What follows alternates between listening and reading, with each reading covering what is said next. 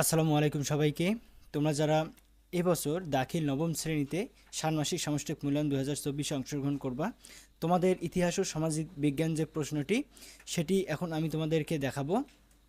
তো বলে রাখি, তোমরা যারা স্কুল অথবা মাদ্রাসায় রয়েছো, তোমাদের সকল প্রকার প্রশ্নপত্র আমাদের এখানে তোমাদের উত্তর সহ আমরা সরবরাহ করব।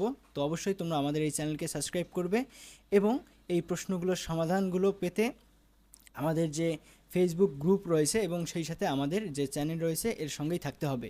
আমরা অতি দ্রুতই এগুলোর উত্তর সহ তোমাদেরকে সরবরাহ করব। তো এখন দেখো, তোমাদের প্রশ্নটা তোমাদেরকে একটু বলি যে এক নম্বরে হচ্ছে কাজ, যে কোনো একটি কাজের সমাধান করো।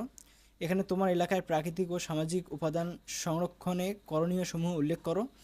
খ নম্বর হচ্ছে বাংলাদেশের নাগরিক হিসেবে ভৌগোলিক, সামাজিক, সাংস্কৃতিক, রাজনৈতিক প্রেক্ষাপটে তোমার নিজের আত্মপরিচয় নির্ণয় করো। এরপর তোমাদের অ্যাসাইনমেন্ট লিখতে হবে যে কোনো একটি। তো এখানে দেখো দুইটি রয়েছে, ক এবং খ। তো অ্যাসাইনমেন্ট হচ্ছে প্রথমটি যে 1971 সালে মুক্তিযুদ্ধে বঙ্গবন্ধুর অবদান তুলে ধরো। এর বিষয়বস্তু হচ্ছে মুক্তিযুদ্ধ সংগঠনের সময় মুক্তিযুদ্ধে বঙ্গবন্ধুর অবদান। এরপর নির্দেশনা হচ্ছে যে বিষয়বস্তুর আলোকে ভূমিকা লিখতে হবে, মুক্তিযুদ্ধ সম্পর্কে ধারণা লিখতে হবে, মুক্তিযুদ্ধের সময় ও তার আগে বঙ্গবন্ধুর অবদান সম্পর্কে ব্যাখ্যা করতে হবে। এরপর দেখো, খ নম্বর অ্যাসাইনমেন্ট হচ্ছে বাংলাদেশের শাসন ব্যবস্থার একটি গুরুত্বপূর্ণ অংশ হলো স্থানীয় সরকার ব্যবস্থা, এটি ব্যাখ্যা করতে হবে। এরপর বিষয়বস্তু হচ্ছে স্থানীয় সরকার ব্যবস্থা এবং নির্দেশনা হচ্ছে বিষয়বস্তুর আলোকে ভূমিকা লিখতে হবে, স্থানীয় সরকার ব্যবস্থার গুরুত্ব ব্যাখ্যা করতে হবে। এরপর তোমাদের যে 3 নম্বর যে কাজটি রয়েছে সেটি হচ্ছে প্রকল্প ভিত্তিক কাজ, যে কোনো একটি কাজের সমাধান করো।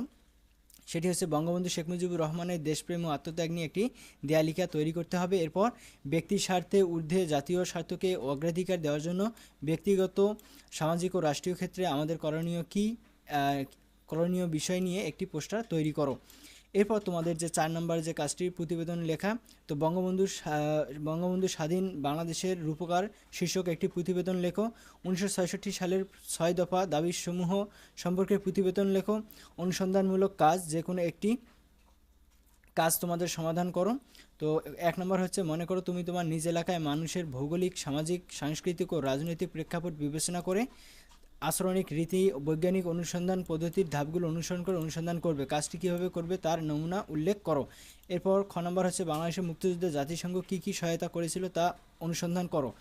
তো তোমরা যারা স্কুল অথবা মাদ্রাসা শিক্ষার্থীরা তোমরা এটি দেখতেছো, অবশ্যই তোমরা চ্যানেলকে সাবস্ক্রাইব করবে এবং অতি শীঘ্রই তোমাদের সবগুলো প্রশ্নের অ্যান্সার সহ তোমরা ভিডিও পাবে।